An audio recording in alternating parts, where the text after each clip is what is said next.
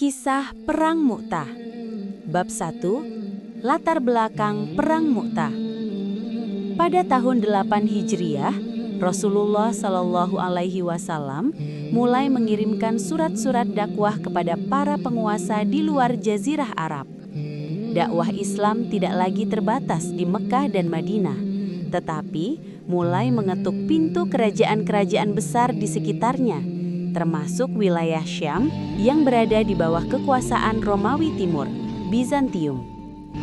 Salah satu utusan Rasulullah Shallallahu Alaihi Wasallam adalah Al-Haris bin Umair Al-Azdi. Ia diutus membawa surat kepada penguasa Busra, sebuah kota penting di wilayah Syam. Dalam perjalanan, Al-Haris melewati daerah yang dikuasai Syarahbil bin Amr Al-Ghassani, seorang gubernur Romawi yang bersekutu dengan Bizantium. Tanpa alasan yang dibenarkan, Syarahbil menangkap Al-Haris, mengikatnya, lalu membunuhnya dengan kejam.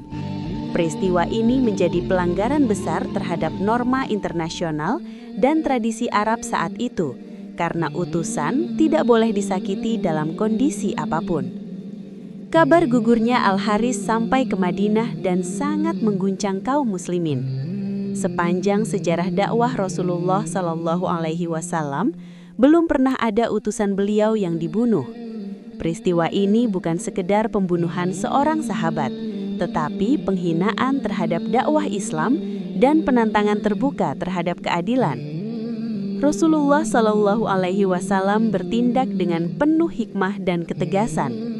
Demi menjaga kehormatan risalah dan menegakkan keadilan, Rasulullah memutuskan untuk mengirim pasukan ke Mu'tah, bukan untuk penaklukan, tetapi sebagai peringatan tegas bahwa Islam menjunjung tinggi kehormatan utusan dan perdamaian yang bermartabat. Dari sinilah Perang Mu'tah bermula, sebuah peperangan yang lahir bukan dari ambisi kekuasaan, melainkan dari pembelaan terhadap kebenaran, kehormatan, dan dakwah Islam. Bab 2. Persiapan pasukan Islam.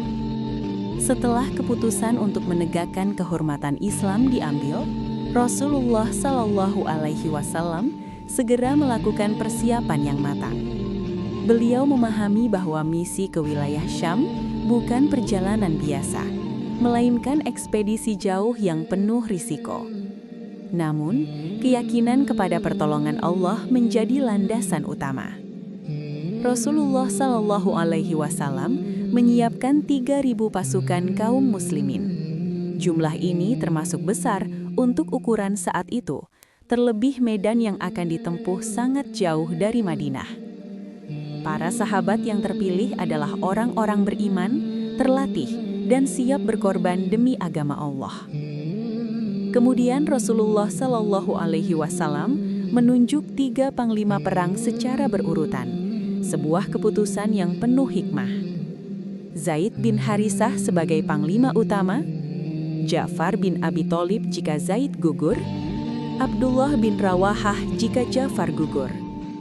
Penunjukan berurutan ini menunjukkan bahwa Rasulullah Shallallahu Alaihi Wasallam telah mempersiapkan pasukan menghadapi kemungkinan terburuk, sekaligus menjaga agar kepemimpinan tidak kosong di tengah pertempuran. Sebelum pasukan berangkat, Rasulullah Shallallahu Alaihi Wasallam memberikan wasiat yang sangat mulia. Beliau menegaskan agar pasukan Islam tidak berkhianat, tidak melampaui batas, tidak membunuh wanita, anak-anak, dan orang tua, tidak merusak tanaman dan pepohonan, tidak menghancurkan tempat ibadah.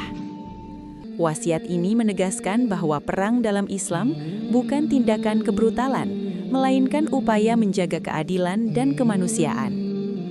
Saat pasukan mulai bergerak meninggalkan Madinah, suasana haru menyelimuti kota. Banyak sahabat yang mengiringi kepergian mereka dengan doa dan air mata. Rasulullah Shallallahu Alaihi Wasallam melepas pasukan dengan penuh kasih, namun juga dengan keyakinan bahwa Allah selalu bersama orang-orang yang berjuang di jalannya. Dengan bekal iman, ketaatan, dan disiplin, pasukan Islam pun melangkah menuju Mu'tah, menyongsong sebuah peristiwa besar yang akan tercatat abadi dalam sejarah Islam. Bab 3. ketimpangan kekuatan dan musyawarah. Dalam perjalanan menuju Mu'tah, pasukan Islam akhirnya tiba di sebuah daerah bernama Ma'an, wilayah yang berada di pinggiran Syam. Disinilah mereka menerima kabar yang sangat mengejutkan. Mata-mata dan penduduk setempat memberitahu bahwa pasukan Romawi Timur, Bizantium, bersama sekutu-sekutu Arab Nasrani telah bersiap menghadang mereka. Jumlah musuh bukan ribuan, melainkan puluhan bahkan ratusan ribu. Riwayat menyebutkan sekitar 100.000 hingga 200.000 tentara, lengkap dengan persenjataan dan pengalaman perang. Sementara pasukan Islam hanya 3.000 orang. Ketimpangan kekuatan ini begitu besar, hingga secara logika manusia hampir mustahil untuk dimenangkan. Mendengar kabar tersebut, para sahabat tidak gegabah. Mereka berhenti dan mengadakan musyawarah. Ada yang mengusulkan agar mengirim utusan kembali ke Madinah untuk meminta petunjuk Rasulullah Shallallahu Alaihi Wasallam atau tambahan pasukan. Usulan ini lahir bukan dari rasa takut, tetapi dari kehati-hatian.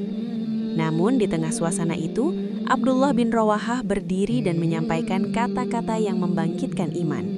Ia mengingatkan bahwa tujuan mereka bukan mengejar jumlah atau kekuatan, melainkan mencari ridho Allah. Ia berkata bahwa mereka berperang dengan iman, bukan dengan banyaknya pasukan, dan bahwa salah satu dari dua kebaikan menanti mereka, kemenangan atau syahid. Kata-kata itu menggugah hati seluruh pasukan. Ketakutan berubah menjadi keteguhan. Musyawarah pun berakhir dengan satu keputusan besar, melanjutkan perjalanan dan menghadapi musuh, berserah diri sepenuhnya kepada Allah. Dengan hati yang mantap dan keyakinan yang bulat, pasukan Islam bergerak menuju Mu'tah. Mereka sadar bahwa di depan terbentang bahaya besar, tetapi mereka juga yakin bahwa Allah tidak menilai hasil semata, melainkan keikhlasan dan keberanian dalam menegakkan kebenaran. Musyawarah di Ma'an menjadi bukti bahwa pasukan Islam bukan pasukan nekat, melainkan pasukan beriman yang menggabungkan akal, iman, dan tawakal, sebuah teladan kepemimpinan dan keberanian yang abadi dalam sejarah Islam. Bab 4. Gugurnya Zaid bin Harisah. Saat pasukan Islam tiba di wilayah Mu'tah, pertempuran besar yang tak terelakkan pun dimulai. Debu perang beterbangan, suara pedang dan teriakan menggema di medan tempur. Di hadapan pasukan yang jumlahnya jauh lebih besar, kaum muslimin berdiri tegak dengan satu keyakinan, Allah bersama mereka. Di barisan terdepan berdiri Zaid bin Harisah, panglima pertama pasukan Islam. Ia bukan hanya seorang komandan, tetapi juga sahabat dekat dan anak angkat Rasulullah Shallallahu Alaihi Wasallam. Di tangannya berkibar panji putih kaum muslimin, simbol kehormatan dan persatuan pasukan. Zaid maju tanpa ragu. Ia menembus barisan musuh dengan keberanian luar biasa, menguatkan semangat pasukan di belakangnya. Setiap langkahnya adalah teladan bahwa pemimpin sejati berada di garis depan, bukan bersembunyi di belakang pasukan. Namun, derasnya serangan musuh akhirnya mengenai tubuh Zaid. Ia terus bertahan meski luka demi luka menghantamnya. Hingga akhirnya, Zaid bin Harisah gugur di medan Mu'tah sebagai syahid, masih dalam keadaan memegang panji Islam. Gugurnya Zaid mengguncangkan hati kaum muslimin. Ia adalah panglima yang dicintai, sahabat yang mulia, dan orang yang sangat dekat dengan Rasulullah Shallallahu Alaihi Wasallam. Namun, panji Islam tidak boleh jatuh. Tanpa ragu, seorang sahabat maju mengambilnya, menandai bahwa perjuangan belum berakhir. Di Madinah, Rasulullah Shallallahu Alaihi Wasallam menyampaikan kabar ini dengan mata yang berlinang air mata. Meski jauh dari medan perang, Allah memperlihatkan kepada beliau jalannya pertempuran. Rasulullah Shallallahu Alaihi Wasallam berkata bahwa Zaid telah gugur sebagai syahid, lalu panji diambil oleh Ja'far bin Abi Thalib. Gugurnya Zaid bin Harisah menjadi bukti bahwa cinta kepada Rasulullah tidak membuat seseorang mendapat keistimewaan dunia, melainkan kemuliaan akhirat. Ia wafat sebagai pemimpin yang setia, berani, dan ikhlas, mengawali rangkaian pengorbanan agung dalam Perang Mu'tah. Bab 5. Kepahlawanan Ja'far bin Abi Thalib.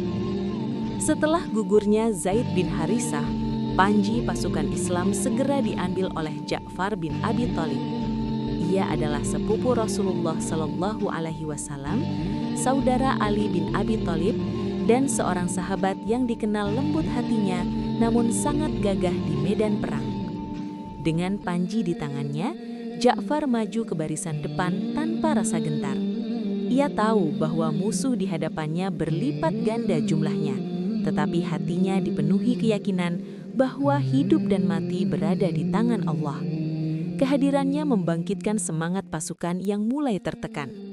Ja'far bertempur dengan keberanian luar biasa. Ia menebas musuh demi musuh sambil terus menjaga panji agar tetap tegak. Namun serangan musuh semakin ganas. Tangan kanan Ja'far tertebas, tetapi ia tidak mundur. Dengan segera, panji dipindahkan ke tangan kirinya. Tak lama kemudian, tangan kirinya pun terputus. Dalam kondisi itu, Ja'far tidak menjatuhkan panji. Ia memeluknya dengan kedua lengannya, menahan panji itu di dadanya agar tidak jatuh ke tanah. Ia terus melangkah maju hingga akhirnya tubuhnya dipenuhi luka. Ja'far bin Abi Thalib gugur sebagai syahid dengan lebih dari 90 luka di tubuhnya, dan hampir semuanya berada di bagian depan, tanda bahwa ia tidak pernah berpaling atau melarikan diri dari medan perang. Rasulullah Shallallahu Alaihi Wasallam di Madinah menyampaikan peristiwa ini kepada para sahabat dengan suara yang bergetar. Beliau bersabda bahwa Allah telah mengganti kedua tangan Ja'far yang terputus dengan dua sayap di surga, sehingga ia dapat terbang kemanapun ia kehendaki. Sejak saat itu, Ja'far dikenal dengan gelar Ja'far At-Tayyar, Ja'far yang terbang di surga. Kepahlawanan Ja'far bin Abi Thalib bukan sekadar kisah keberanian, tetapi pelajaran tentang pengorbanan total, cinta kepada Allah, dan kesetiaan tanpa batas terhadap Islam. Ia gugur dengan tubuh yang terluka, namun namanya hidup abadi dalam sejarah kaum beriman. Bab 6. Syahidnya Abdullah bin Rawahah. Setelah gugurnya Ja'far bin Abi Thalib, panji pasukan Islam kembali berada di ambang bahaya. Saat itu maju Abdullah bin Rawahah, panglima ketiga yang telah ditunjuk Rasulullah Shallallahu Alaihi Wasallam. Ia adalah seorang sahabat mulia, penyair Islam, dan hamba Allah yang dikenal dengan kejujuran imannya. Ketika memegang panji, sejenak hati Abdullah bin Rawahah diliputi pergulatan batin. Di hadapannya terbentang lautan pasukan musuh, sementara dua panglima sebelumnya telah gugur sebagai syahid. Ia menyadari bahwa kematian kini sangat dekat. Namun iman segera mengalahkan keraguan. Abdullah menegur dirinya sendiri dengan syair yang penuh keteguhan. Ia mengingatkan jiwanya bahwa surga lebih berharga daripada kehidupan dunia, dan bahwa kematian di jalan Allah adalah kemuliaan, bukan kerugian. Dengan langkah mantap, Abdullah bin Rawahah maju ke medan tempur. Ia bertempur dengan keberanian dan keikhlasan, mengayunkan pedangnya sambil terus menjaga panji Islam agar tetap tegak. Semangatnya mengalir kepada pasukan, memberi kekuatan di tengah tekanan yang luar biasa. Hingga akhirnya, Abdullah bin Rawahah gugur sebagai syahid, menyusul Zaid bin Harisah dan Ja'far bin Abi Thalib. Tiga panglima yang ditunjuk Rasulullah Shallallahu Alaihi Wasallam telah gugur. Namun keteguhan iman pasukan Islam tidak ikut gugur bersama mereka. Syahidnya Abdullah bin Rawahah menjadi bukti bahwa iman sejati bukanlah ketiadaan rasa takut, melainkan keberanian untuk melangkah meski rasa takut itu ada. Ia menutup bab kepemimpinan dengan pengorbanan penuh, meninggalkan teladan bahwa kejujuran iman diuji pada saat paling genting. Bab 7. Khalid bin Walid mengambil komando. Setelah gugurnya tiga panglima besar, Zaid bin Harisah, Ja'far bin Abi Thalib, dan Abdullah bin Rawahah, pasukan Islam berada dalam situasi yang sangat genting. Panji perang hampir jatuh, dan tekanan musuh semakin hebat. Jika kepemimpinan kosong, kehancuran bisa terjadi dalam sekejap. Di tengah kekacauan itu, para sahabat dengan cepat bermusyawarah di medan perang. Mereka sepakat menyerahkan panji kepada Khalid bin Walid, seorang pejuang yang dikenal cerdas, berani, dan memiliki insting militer yang tajam. Saat itu, Khalid baru saja masuk Islam, namun kemampuannya telah diakui oleh seluruh pasukan. Begitu mengambil komando, Khalid bin Walid tidak bertindak gegabah. Ia memahami bahwa menghadapi pasukan Romawi yang jauh lebih besar dengan serangan frontal hanya akan membawa kehancuran. Maka, ia memilih strategi penyelamatan pasukan tanpa menjatuhkan kehormatan Islam. Pada malam hari, Khalid menyusun ulang formasi pasukan. Ia menukar posisi sayap kanan dan kiri, serta barisan depan dan belakang. Keesokan harinya, ia memerintahkan pasukan melakukan manuver cepat sehingga debu beterbangan seolah-olah bala bantuan besar baru saja tiba. Melihat perubahan formasi dan pergerakan yang agresif, pasukan Romawi mulai ragu. Mereka mengira kaum muslimin mendapat tambahan pasukan dari Madinah. Keraguan itu dimanfaatkan Khalid untuk membuka jalan mundur secara teratur sambil tetap memberikan tekanan agar musuh tidak berani mengejar. Dengan strategi brilian ini, Khalid bin Walid berhasil menyelamatkan pasukan Islam dari kehancuran total. Sebuah pencapaian luar biasa dalam kondisi yang hampir mustahil. Dalam pertempuran itu, dikisahkan bahwa 9 pedang patah di tangannya karena sengitnya perlawanan. Di Madinah, Rasulullah SAW menyampaikan apa yang terjadi di Medan Mu'tah dan memuji kepemimpinan Khalid. Beliau pun memberikan gelar yang agung, Saifullah Al-Maslul, pedang Allah yang terhunus.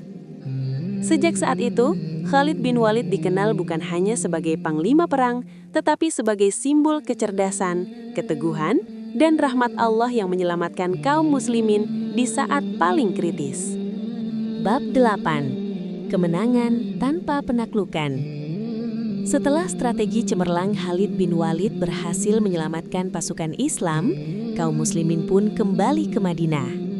Secara kasat mata, mereka tidak membawa wilayah baru, tidak pula menaklukkan benteng atau kota. Karena itulah, sebagian orang yang belum memahami hakikat perjuangan sempat berkata sinis dan menyebut mereka sebagai pasukan yang lari dari medan perang. Namun Rasulullah SAW segera meluruskan anggapan tersebut.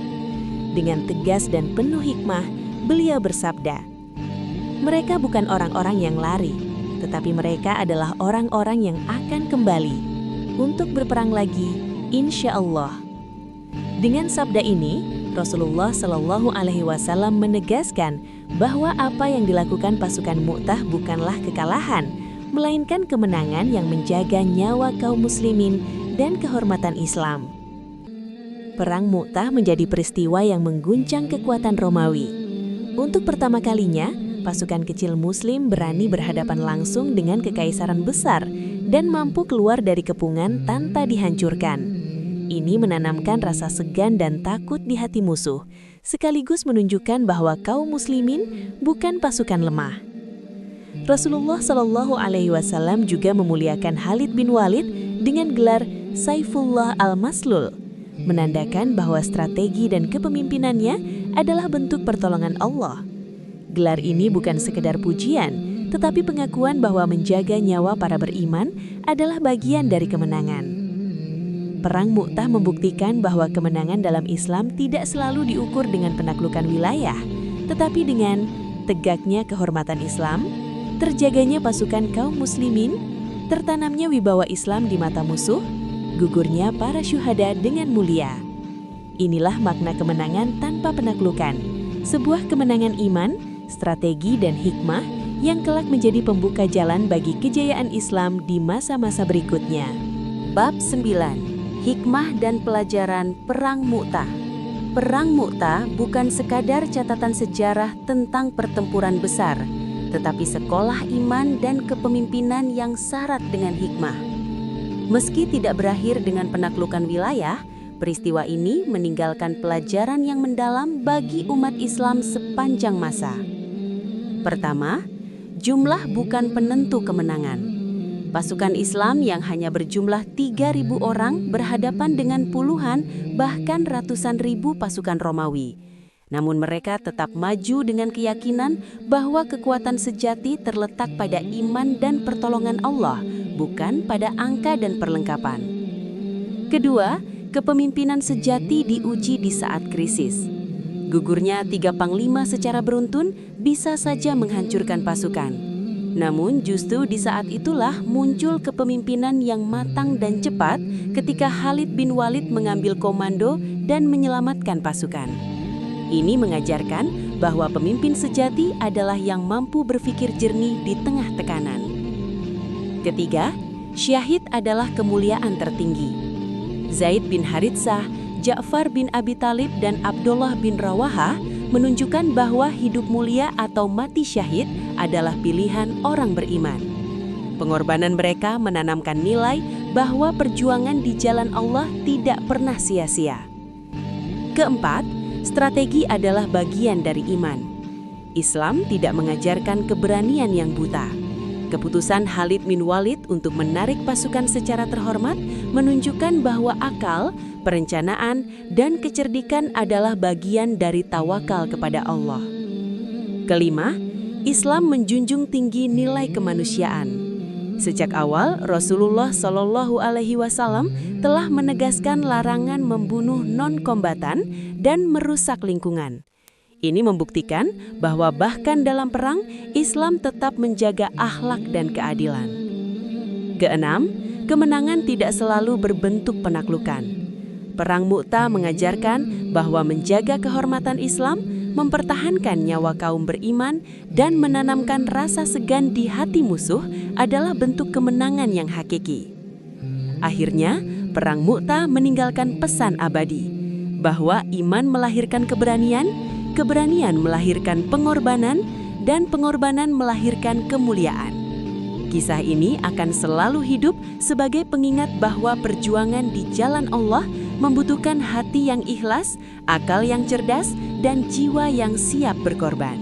Masih banyak kisah para nabi dan teladan agung yang penuh hikmah, pelajaran iman, dan nasihat kehidupan yang akan terus menguatkan hati kita di jalan Allah. Jangan lewatkan kisah-kisah berikutnya.